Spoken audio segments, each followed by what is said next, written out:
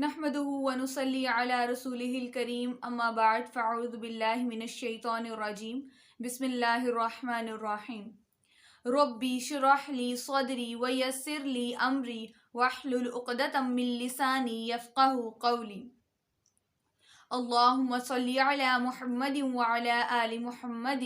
كما صليت على إبراهيم وعلى آل إبراهيم إنك حميد مجيد اللهم بارك على محمد وعلى آل محمد كما باركت على إبراهيم وعلى آل إبراهيم إنك حميد مجيد۔ السلام علیکم ورحمۃ اللہ وبرکاتہ۔ کیسے ہیں آپ سب؟ امید کرتی ہوں کہ آپ سب خیریت سے ہوں گے۔ ہم اپنی گفتگو کا آغاز اللہ رب العزت کے بابرکت نام سے کرتے ہیں جس نے اس پوری کائنات کو تخلیق کیا۔ اس کائنات میں موجود تمام مخلوقات میں سے انسان کو اشرف المخلوقات بنایا، یعنی افضل مخلوق بنایا۔ آج ہم صدقہ کے آداب سیکھیں گے۔ صدقہ افضل الاعمال میں سے ہے۔ اللہ تعالیٰ کے قریب کر دینے والی چیز صدقہ ہے، اور جہنم سے اور قبر کے عذاب سے بچانے والی چیز بھی صدقہ ہے۔ اس لیے ہمیں اس کے آداب سیکھنے کی بہت زیادہ ضرورت ہے۔ اور قیامت کے دن اللہ تعالیٰ کے عرش کے سائے کے نیچے جن کو جگہ ملے گی ان میں سے ایک صدقہ کرنے والا بھی ہوگا جسے اللہ تعالیٰ کے عرش کے سائے کے نیچے جگہ ملے گی۔ اس لیے ہمیں ان آداب کو سیکھنا بہت زیادہ ضروری ہے۔ ہم لوگ سوچتے ہیں کہ صدقہ کرنا ہے، لیکن جیسے ہمارے سونے کے آداب ہیں، جاگنے کے آداب ہیں، کھانے کے پینے کے آداب ہیں، اسی طرح صدقہ کرنے کے بھی آداب ہیں۔ اس کے بھی رولز اینڈ ریگولیشنز ہمیں اللہ کے نبی صلی اللہ علیہ وآلہ وسلم نے سکھائے ہیں۔ سب سے پہلا جو رول ہمیں سکھایا گیا ہے وہ یہ ہے کہ صدقہ کرتے وقت بھی دل میں اخلاص ہونا بہت زیادہ ضروری ہے، کیونکہ جب دل میں اخلاص نہیں ہوگا تو وہ بھی ریاکاری کے ہی معنوں میں آئے گا، کہ دکھلاوے کی صورت میں آئے گا، کہ انسان جو صدقہ کر رہا ہے اللہ تعالیٰ کے راستے میں بھی دے رہا ہے تو وہ بھی دکھلاوے کہ دکھا کے دے رہا ہے۔ تو اس لیے سب سے پہلی چیز جو میٹر کرتی ہے صدقہ کے آداب میں وہ ہے اخلاص، خلوص نیت۔ دل کی جو نیت ہے وہ صاف ہو، خالص ہو، اور پھر اللہ تعالیٰ کے راستے میں صدقہ کرنا۔ دوسرا ہمارا واجب صدقہ کرنا ہے، کہ جو اللہ تعالیٰ نے واجب کیا ہے۔ پہلے مثال کے طور پر ہمیں اگر اللہ تعالیٰ نے زکوٰۃ فرض قرار دے دی گئی ہے، جو مال کو 1 سال گزرنے کے بعد انسان ادا کرتا ہے، وہ زکوٰۃ ضروری ہے نکالنی۔ اگر انسان کا مال زکوٰۃ کی اصل شرح تک پہنچ چکا ہے تو اس کو چاہیے کہ وہ پہلے واجب صدقہ دے، یعنی کہ زکوٰۃ نکالے اور مستحق لوگوں تک پہنچائے۔ اسی طرح صدقہ کرنے میں جو ہے وہ ہمیں دیری نہیں کرنی چاہیے، جلدی، یعنی کہ اس طرح صدقہ کریں کہ دائیں ہاتھ سے دیں اور بائیں ہاتھ کو پتہ بھی نہ چلے، اتنی تیزی سے۔ اور آپ صلی اللہ علیہ وسلم بہت تیزی سے صدقہ و خیرات کیا کرتے تھے، اور خاص طور پر ہمیں رمضان المبارک میں بھی صدقہ کرنا چاہیے۔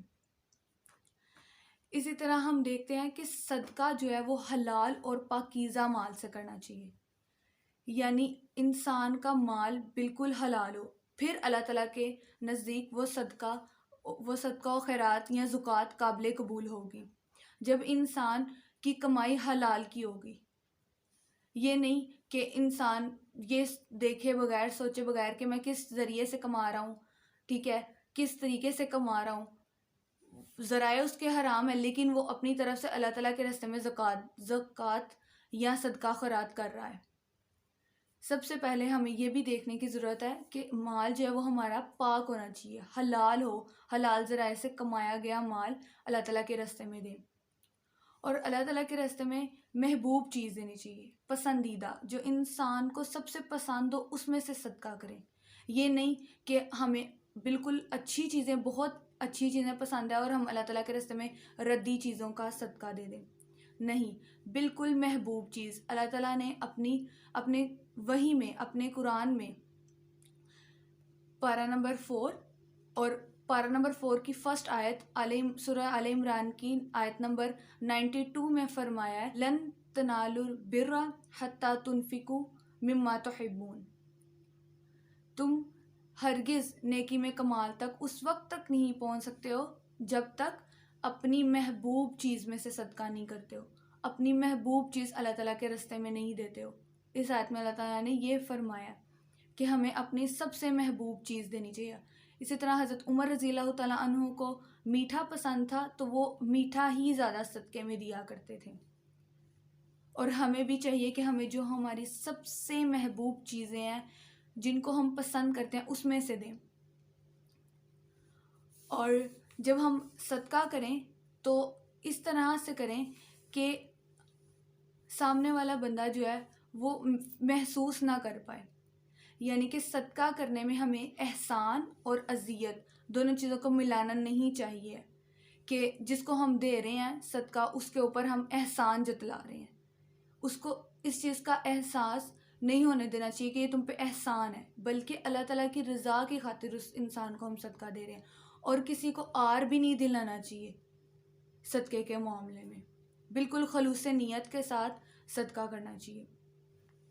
صدقہ محتاجوں تک پہنچانا ضروری ہے، جیسے کہ فقراء مساکین ہیں، ان کو صدقہ دینا چاہیے، نہ کہ ان لوگوں کو جو اس کے حقدار نہیں ہے۔ حقدار کو صدقہ دینا جو ہے وہ واجب ہے، اور اگر ہمیں اس چیز کا شک ہو کہ یہ محتاج ہے یا نہیں ہے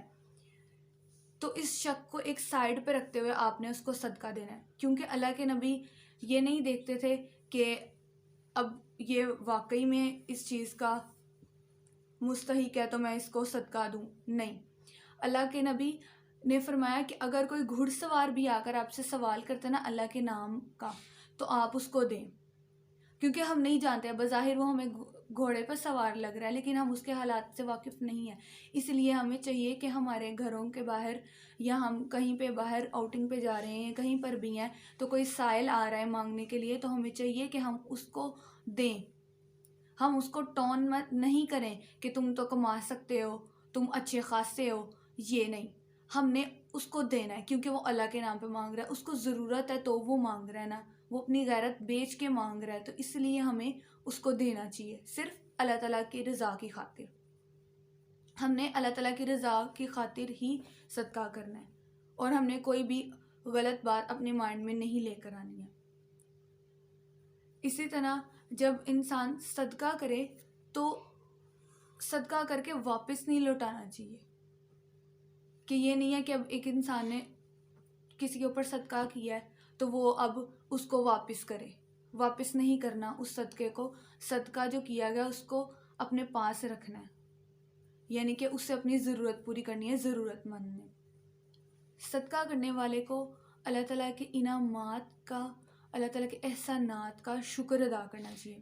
کہ اللہ تعالیٰ نے مجھے بخل سے نکال کر، بخل سے نجات دے کر مجھے صدقہ کرنے والا یعنی کہ دینے والا بنایا، لینے والا نہیں۔ اور اس پر ہم بخل دیکھ لیتے ہیں۔ بخل کنجوسی کو کہا جاتا ہے، کہ بخل سے مراد ہے کہ انسان اپنے مال کو اتنا کنجوسی سے خرچ کرے، اتنا تھوڑا خرچ کرے کہ اس کی ضرورت بھی پوری نہ ہو، یہ ہوتی ہے بخیلی۔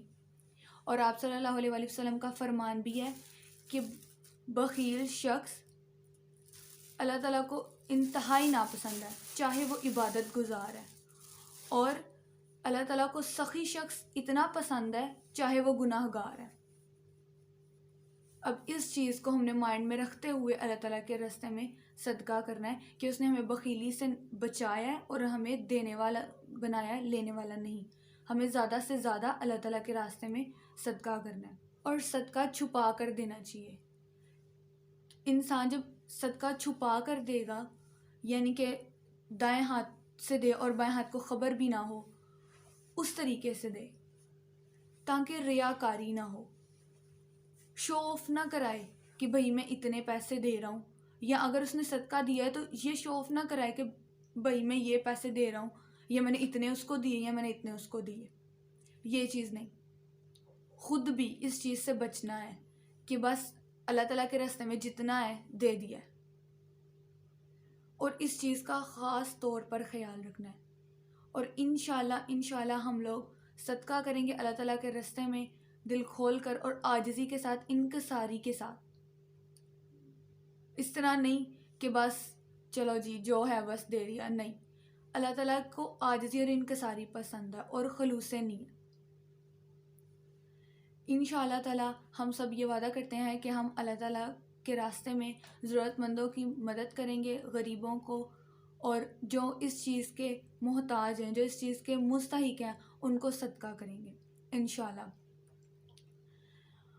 اور آپ لوگوں سے میری درخواست ہے کہ آپ لوگ ان آداب کو اگر آپ دیکھتے ہیں، سیکھتے ہیں، سمجھتے ہیں تو اس کو آگے پھیلائیں، تاکہ جن کو ان آداب کا نہیں بھی پتہ ان کو بھی معلوم ہو اور وہ ان پر عمل کرتے ہوئے اپنی زندگی کو بہتر بنائیں. جس طرح سے اللہ تعالیٰ نے ان کو حکم دیا، نبی صلی اللہ علیہ وسلم نے ہمیں تعلیمات جو بتائی ہیں، جو سکھائے ہیں، اس پر عمل کرتے ہوئے ہم اپنی زندگی گزاریں.